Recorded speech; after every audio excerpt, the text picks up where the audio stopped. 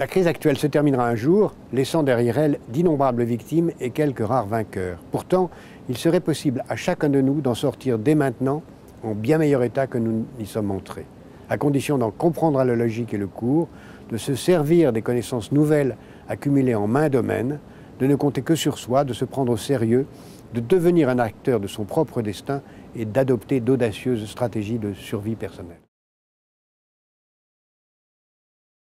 C'est beaucoup plus vaste parce que c'est un livre qui est un manuel de survie à toutes les crises. Je parle naturellement de la crise actuelle parce que c'est celle dont on parle tout le temps et qui n'est pas finie, donc j'essaie de montrer qu'elle n'est pas finie. Mais après, j'essaie de réfléchir sur toutes les crises auxquelles nous sommes confrontés, qu'il s'agisse des crises collectives comme les crises écologiques, politiques, sociales, mais aussi les crises personnelles auxquelles on peut être confronté, qu'il s'agisse des crises cardiaques ou de crises sentimentales.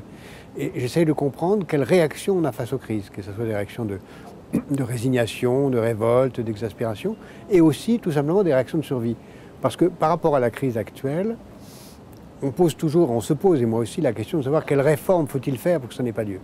Et là, je pars d'un point de vue inverse, n'attendons rien de personne, n'espérons rien de qui que ce soit, ni comme individu, ni comme entreprise, ni comme nation. Agissons nous-mêmes.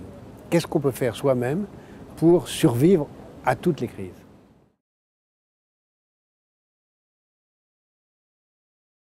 Non, ce n'est pas pessimiste parce que je crois que justement, une des conditions de l'optimisme, c'est d'affronter les menaces. Et donc j'essaye de faire une liste aussi exhaustive que possible des menaces et de dire, bon, ben, on va les affronter.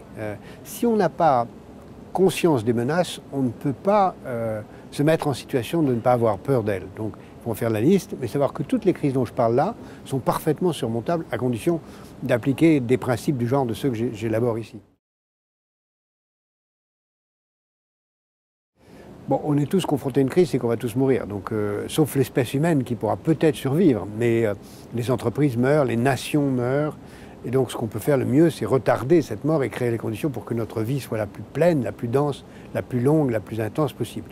Donc, en dehors des menaces de disparition, nous avons tous des crises personnelles, de santé, psychologiques, sentimentales, des crises de solitude, mille et une crises.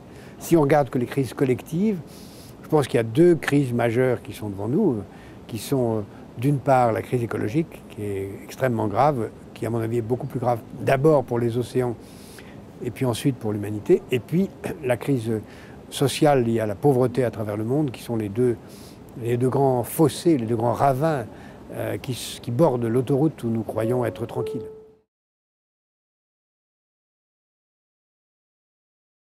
Mais je pense qu'il ne faut pas simplement attendre l'arrivée de la cavalerie comme à la fin du western. Il faut se prendre en main et agir. En tant qu'individu, en tant qu'entreprise, en tant que nation, il ne suffit pas de dire « Ah, si on avait réformé, le meilleur serait arrivé ». Il faut faire ce qu'il faut pour changer. Et j'essaye de définir des principes de survie qu'il faut appliquer, même et surtout s'il n'y a pas d'action des autres.